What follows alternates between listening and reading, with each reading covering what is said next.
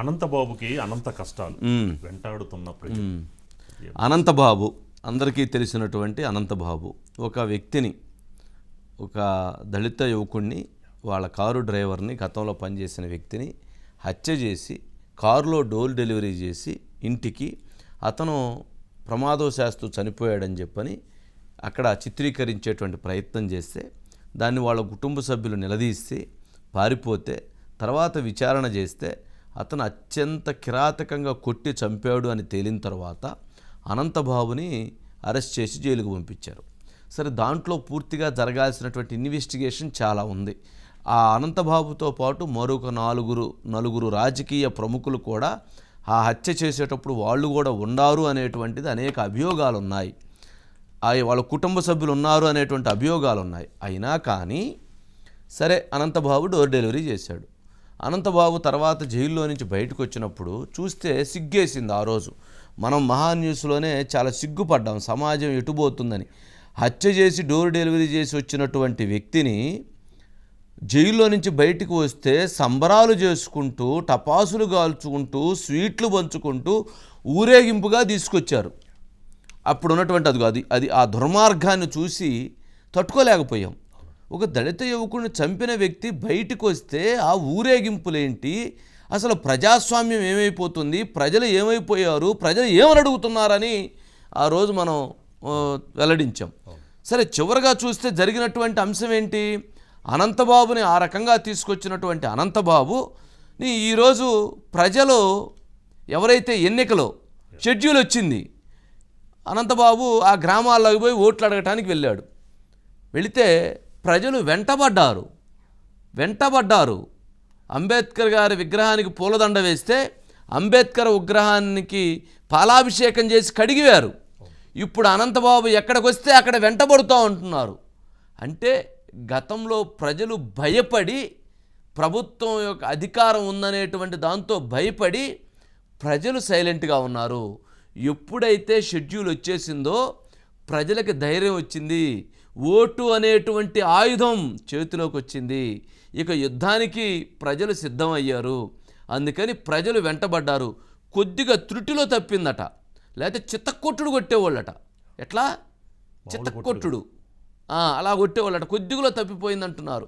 అంటే ప్రజలు గెలిచారు, ప్రజాస్వామ్యం గెలిచింది, అంబేద్కర్ గారి ఆశయాలు గెలిచాయి.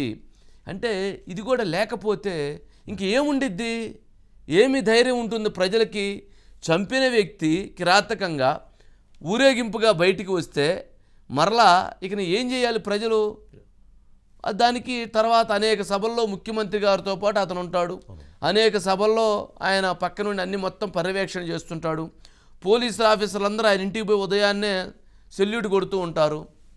అలాంటి దుర్మార్గాలని, అలాంటి వాటిని అనేకం చూసాం. మరి అలాంటి పరిస్థితి నుంచి ఈరోజు ప్రజలు వెంటబడితే అతను పారిపోయే పరిస్థితికి వచ్చిందంటే అదే ప్రజాస్వామ్యం, అదే ప్రజల విజయం, అదే ప్రతిపాడు లేదా ఆ ప్రాంత ప్రజలు విజయం. పాపం వాళ్ళతో పాటు ఆ వర్పుల సుబ్బారావు, ఆ చలమశెట్టి సునీలు, ఆ ఎంపీ క్యాండిడేట్ ఆయన కూడా ఉన్నాడట. పాపం వాళ్ళు కూడా పలాయనం చిత్తగించారు. పాపం పరిగెత్తాల్సిన పరిస్థితి వాళ్ళకి రాలేదనుకోండి. కానీ ఆ ఎఫెక్టు ఏదైతే అనంతబాబు ఎఫెక్టు, ఆ పార్లమెంటు పరిధిలో చలమలశెట్టి సునీల్కి నష్టం జరగటానికి, ఆ ప్రాంతంలో వైఎస్ఆర్సీపీ పార్టీ ఘోర పరాజయం పొందటానికి అది ఒక ఇన్సిడెంట్ చాలు. ఈరోజు ఎక్కడైతే ప్రజలు ఎలా అయితే పరిగెత్తిచ్చారో ఇక ప్రతి దగ్గర కూడా, ప్రతి గ్రామంలో కూడా చైతన్యం వచ్చి అలా పరిగెత్తిచ్చేటువంటి పరిస్థితి ఏర్పడబోతుంది. ఒక్కసారి ఆ విజువల్ వేయండి, ఫుల్ స్క్రీన్.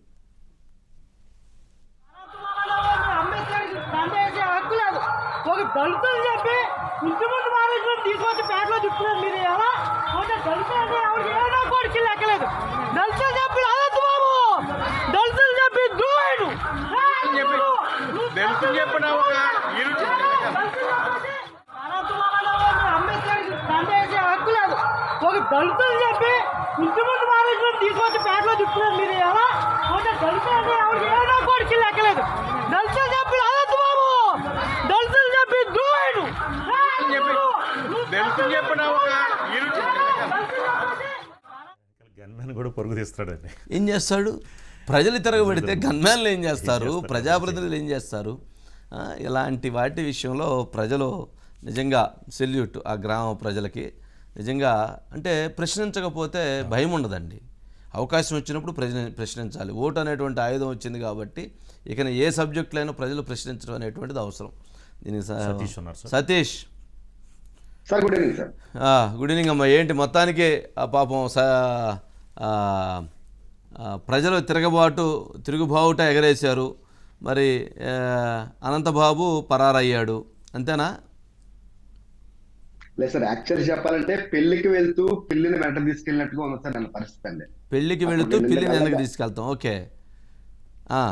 నిన్న పరిస్థితి కూడా అలానే ఎదురైంది సార్ నాకు కూడా. ఎందుకంటే వాళ్ళు ప్రచారంలో భాగంగా వరపులు సుబ్బారావు అలాగే సునీల్ వీళ్ళిద్దరూ వెళ్తూ కూడా కింద కూడా తీసుకెళ్లి అక్కడ దళితులకు సంబంధించి ఓట్లు ఏవైతే ఉన్నాయో అక్కడ ధర్మవరం గ్రామంలోకి అడిగట్టంగానే ఇక్కడ ముగ్గురు కలిసి కూడా వెళ్ళడం జరిగింది సార్. అదే అంబేద్కర్ విగ్రహానికి ముందు సునీల్ అలాగే సుబ్బారావు ఇద్దరు వెళ్ళి బయటకు వచ్చేస్తారు సార్. వచ్చేసి వెదరికి వెళ్ళిపోయిన తర్వాత ఆఖరున వెళ్ళి తన దండేసి అక్కడ దిగిన వెంటనే కూడా అక్కడ హడావుడిగా వెంటనే పరుగు పక్కన పాల ప్యాకెట్లు 4 పాల ప్యాకెట్లు కొనుక్కొచ్చి ఆయన అక్కడ ఉండగానే ఆ పాల ప్యాకెట్లతో మొత్తం దాన్ని శుభ్రం చేసి కడిగేసి ఇంకా వెంట పెట్టడం మొదలు పెట్టారు సార్. అంతా చూస్తున్నాడు.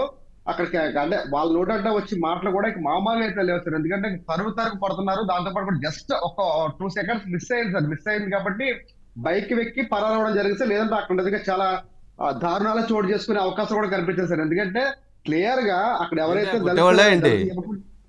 కొట్టేవారు సార్, కొట్టేటట్టు సార్ పరిస్థితి. కొట్టడం తప్పు, కొట్టకూడదు.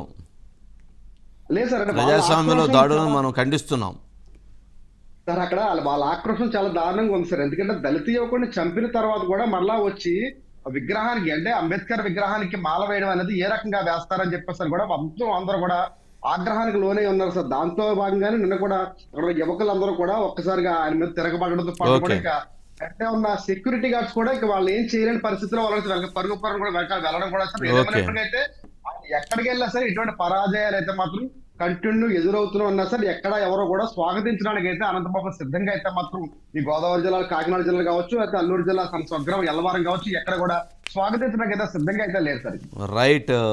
Right Satish, right. మొత్తానికి ఇక్కడ ప్రజాస్వామ్యం ఈరోజు ప్రజలైతే గెలిచారండి. లేదా నిన్నటి వరకు చాలా భయానకమైన పరిస్థితి కదా. జైల్లో నుంచి మర్డర్ చేస్తే ఆ ఊరేగింపులు ఏంటండి? టపాసులు కాల్చడం ఏంది? స్వీట్లు పంచడం ఏంది? ఏ స్వాతంత్రోద్యమం కోసం పోరాడాడు? లేదా ఏమి ప్రజా హక్కుల కోసం పోరాడాడు? ఏమి రాజ్యాంగం అంశాల కోసం పోరాడాడు? ఏందో ఆ దుర్మార్గం. సరే, నెక్స్ట్.